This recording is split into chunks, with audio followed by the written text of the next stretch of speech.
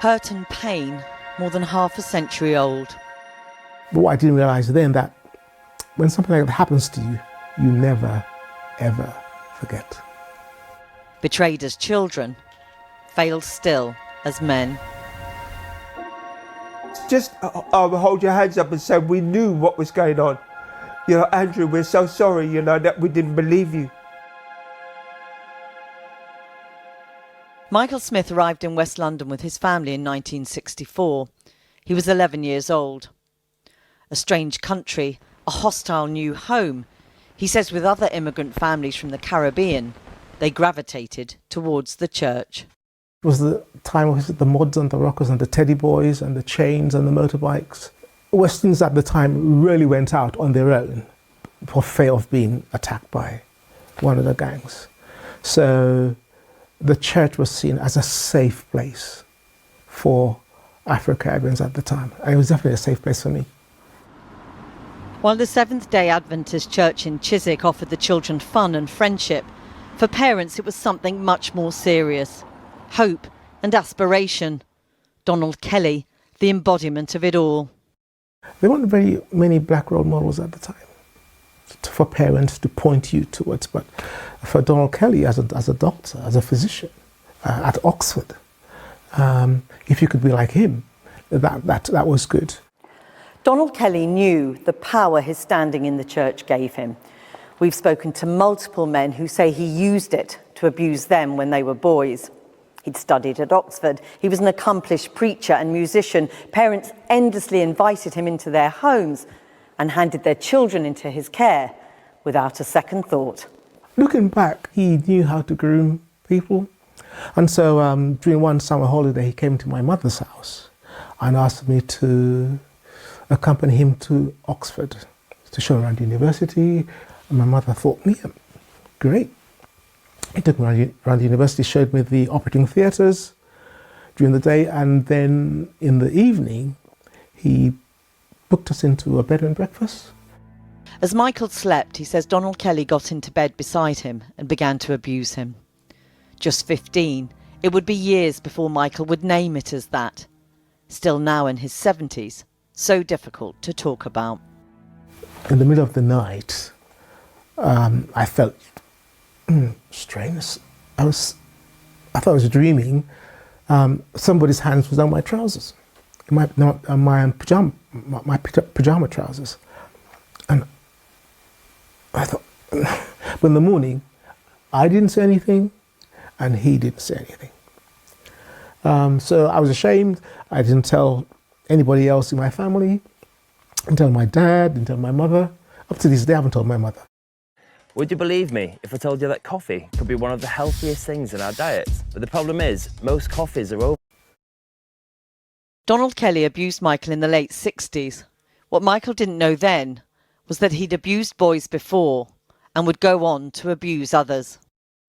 Andrew Cadogan was abused almost a decade later, but the tactics exactly the same. One day he came to my parents and he said, I'm going to Oxford, if Andrew would like to come along. I'm thinking, great, when I go back to school, I could tell my friends, oh, you know, I did during the summer, I went to Oxford University.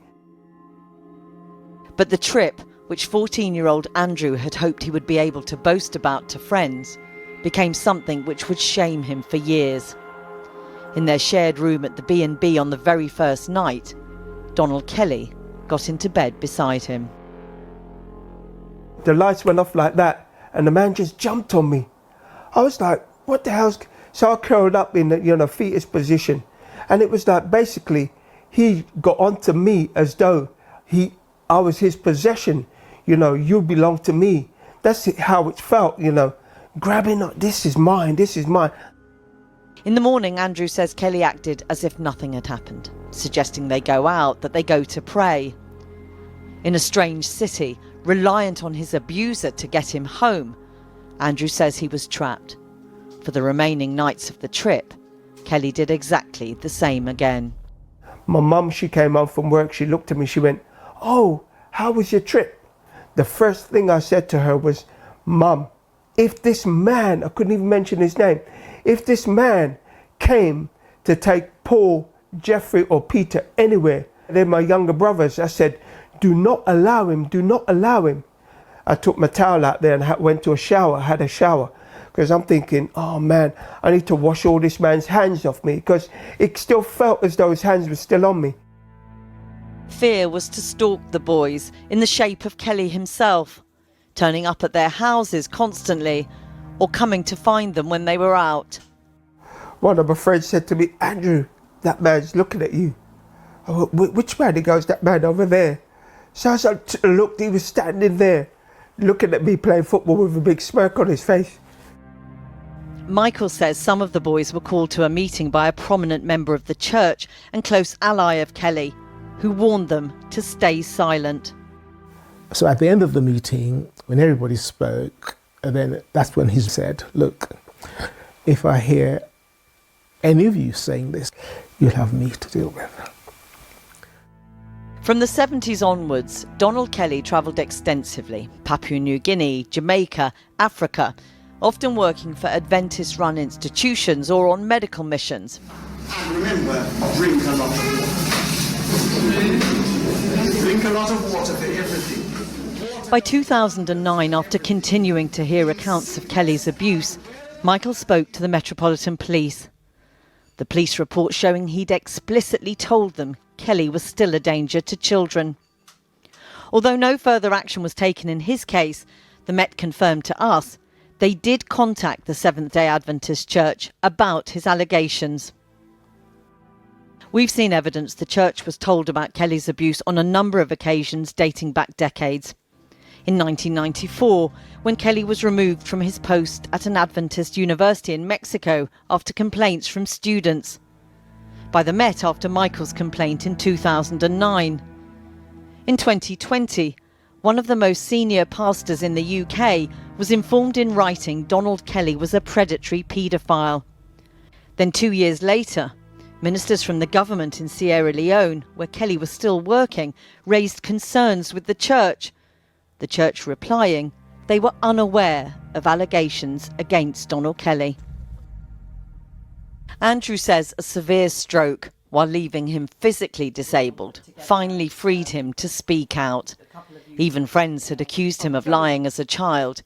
He went to the police in February 2022. The policeman sat there after the interview. He looked at me. He said to me, goes, I believe you. I was so embarrassed to tell a man what was going down. Anyway, he looked at me, he said, I believe you. What was it like when he said, I believe you?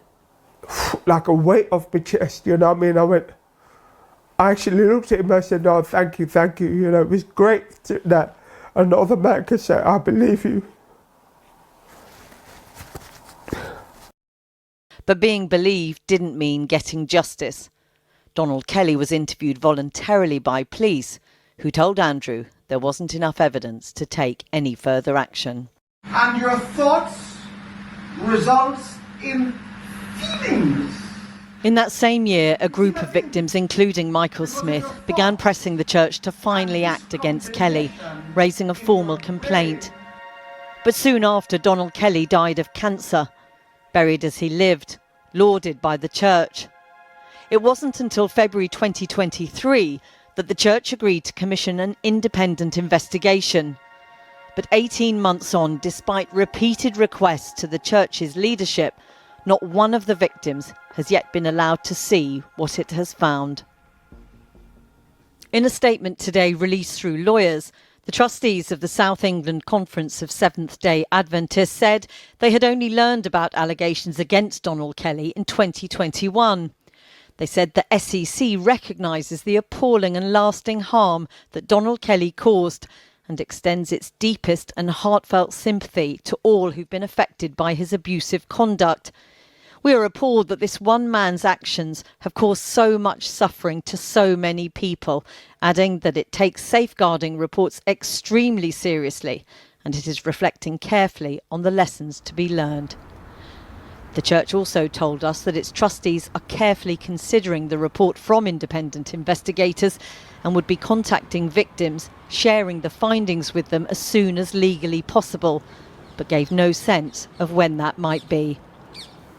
Donald Kelly hurt you in the most terrible way, but the church has also hurt you, you would say, in terms of how they've dealt with this. You go to church for good things, to have a good time, to be comforted. You've been called the N-word and this, da, da, da, da, da. You've been spat at school.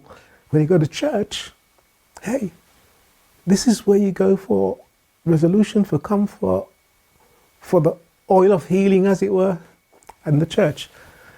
But you find the church, the higher church, the people in charge of the church, they are sometimes colluding together to protect the fair name of the church rather than practicing what they preach. You're in no doubt that had the church acted sooner, you would never have been abused. Absolutely, absolutely. So I'm angry with them. I mean, I haven't even read the report about me. I need the report. The church are holding on to it. Where's my justice? You know what I mean? I don't get it. I really don't get it, you know. Where's my justice? But there will be no justice against an abuser now gone. The truth is what the men ask for. An acknowledgement they weren't lying, that their church let them down.